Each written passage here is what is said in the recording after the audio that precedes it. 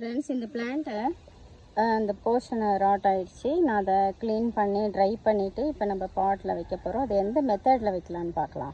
இது மாதிரி ஒரு தெர்மாக்கோல் பீஸ் வந்து நான் அந்த ராட் ஆன போர்ஷனுக்கு அடியில் வச்சுருக்கேன்.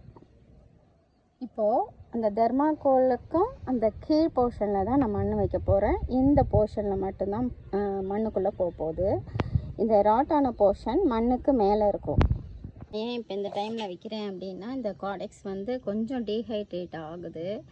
அதனால் நான் இப்போ வச்சுட்டு மழையில் வைக்காமல் நம்ம ஷேடில் வச்சு தான் வளர்க்க போகிறோம். இது நான் எப்படி வச்சுருக்கேன்னு இப்போ நான் க்ளோஸ்அப் பண்ணுறேன், பாருங்கள். இந்த அளவுக்கு வச்சுருக்கேன் பாருங்கள். தெர்மாக்கோல் எதுக்கு வச்சுருக்கேன் அப்படின்னா, அதில் ரொம்ப நேரம் தண்ணியும் இருக்காது, வடிஞ்சு வந்துடும். இவ்வளோ தூரம் தூக்கி வச்சுருக்கேன். இப்போ அந்த ரூட் போர்ஷன் மட்டும்தான் மண்ணுக்குள்ளே இருக்குது. இப்போ காற்று அடிச்சிச்சுன்னா இது சாஞ்சிரும். அதுக்கு என்ன பண்ணலான்னு பார்க்கலாம். ஃப்ரெண்ட்ஸ், இதை போல் நான் கயிறு வச்சு ஒன்று கட்டியிருக்கேன். ஏன்னா இது வந்து அசையக்கூடாது. நல்லா அந்த ரூட் பிடிச்சி நிற்கிற வரைக்கும் இது அசையக்கூடாது. நம்ம கட் பண்ண போர்ஷன் இங்கே இருக்குது. அதுக்கு கீழே இந்த நம்ம கார்க் வச்சிட்டோம். இப்போ இந்த போர்ஷனில் தண்ணி நிற்காது. ஆடாமல் இருக்கிறதுக்கு இதுமாரி நம்ம கட்டியாச்சு.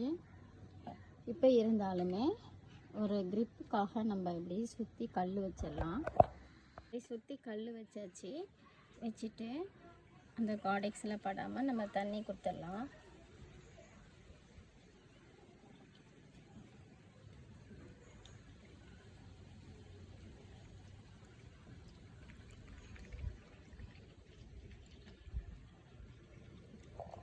கொடுத்தோடனே நான் தண்ணி ஊற்றின தண்ணி எல்லாமே இது மாதிரி வெளியேறணும். நம்மளோட பாட்டிங் மிக்ஸ் 100% கரெக்டானது. தண்ணி தேங்கி இருந்தால் மட்டும் ராட் ஆகும் அடினியம். அதை மட்டும் நீங்கள் செக் பண்ணிக்கோங்க. ஊற்றின தண்ணி ஃபுல்லாகவே அந்த ஹோல்ஸ் வழியாக வெளியேறிடுச்சு. இனிமேல் 1 வீக் அப்புறம் நம்ம தண்ணி கொடுத்தா போதும். இதோட அப்டேட் நான் உங்களுக்கு சொல்கிறேன் ஃப்ரெண்ட்ஸ். இந்த பதிவு உங்களுக்கு யூஸ்ஃபுல்லாக இருக்கும்னு நான் நினைக்கிறேன். நன்றி.